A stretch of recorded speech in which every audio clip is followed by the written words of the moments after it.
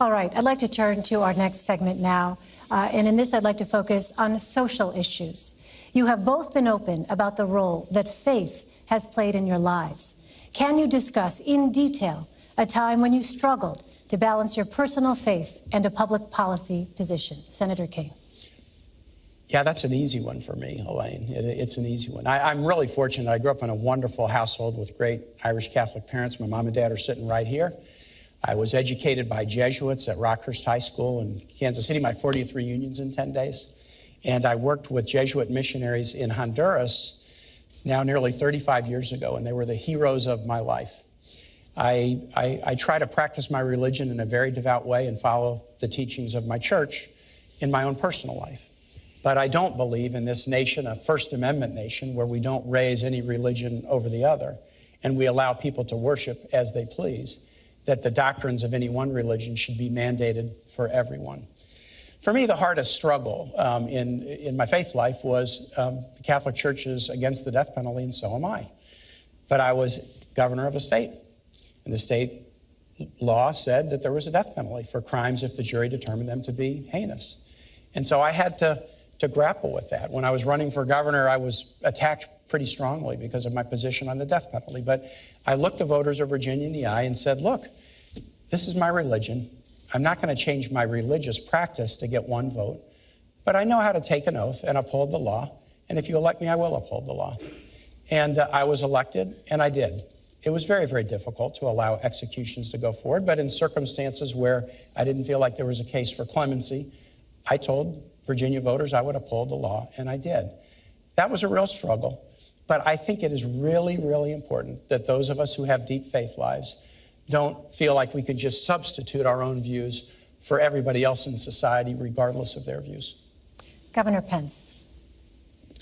Well, it's a wonderful question, and my Christian faith is at the very heart of who I am. I was also raised in a wonderful family of faith. It was church on Sunday morning and grace before dinner, but my Christian faith became real for me when I made a personal decision for Christ when I was a freshman in college.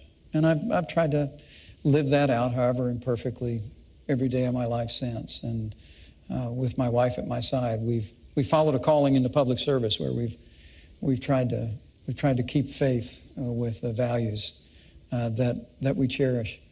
And with regard to when I struggle, I appreciate and I have a great deal of respect for Senator Kaine's sincere faith. I truly do. That's shared. But for me, I would tell you that for me, the sanctity of life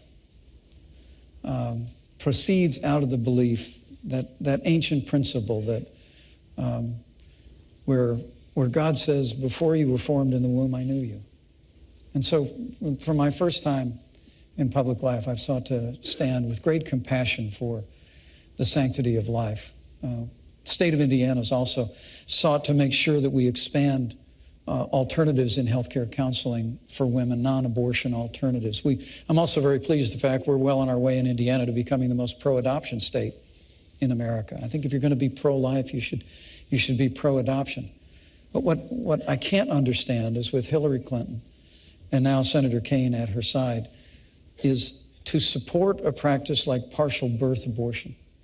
I mean, to hold to the view, and I know Senator Kaine, you hold pro-life views personally, but the very idea that a child that is almost born into the world could still have their life taken from them is just anathema to me.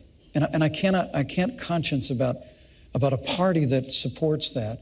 Or that I know you've historically opposed taxpayer funding of abortion, but Hillary Clinton wants to repeal the long-standing provision in the law where we said we wouldn't use taxpayer dollars to fund abortion. So for me, my faith informs my life. I try and spend a little time on my knees every day, but it all for me begins with cherishing the dignity, the worth, the value of every human life. Elaine, this is a fundamental question.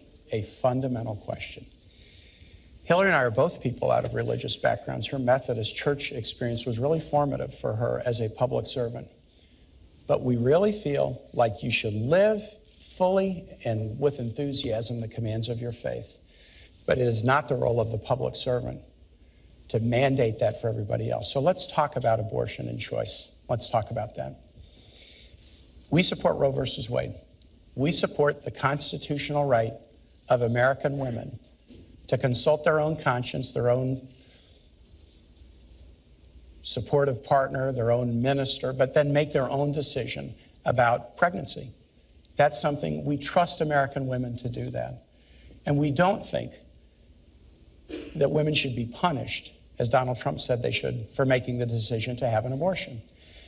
Governor Pence wants to repeal Roe versus Wade. He said he wants to put it on the ash heap of history. And we have some young people in the audience who weren't even born when Roe was decided. This is pretty important. Before Roe versus Wade, states could pass criminal laws to do just that, to punish women if they made the choice to terminate a pregnancy. I think you should live your moral values.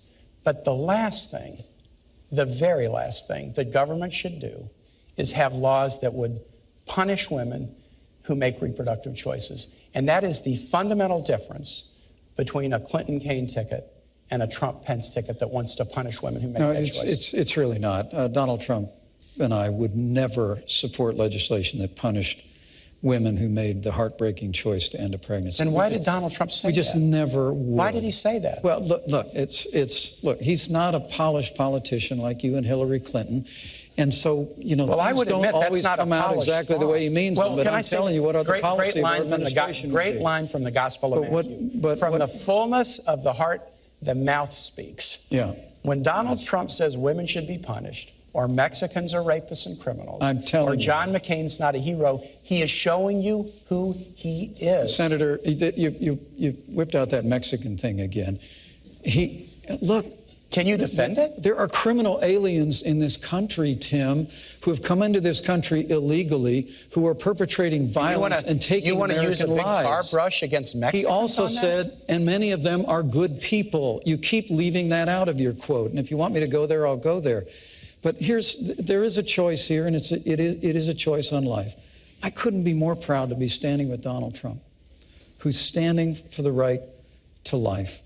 It's a principle that Senator Kaine, and I'm very gentle about this because I really do respect you, it's a principle that you embrace.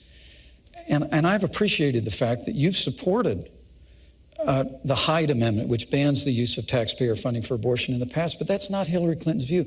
People need to understand we can come together as a nation. We can create a culture of life. More and more young people today are embracing life because we know we're better for it. We can, like Mother Teresa said at that famous National Prayer Breakfast. This is important. Let's welcome the children into our world. There are so many families around the country who can't have children. We could improve adoption so that families that can't have children can adopt more readily those children. Why don't you trust women to make this choice for themselves?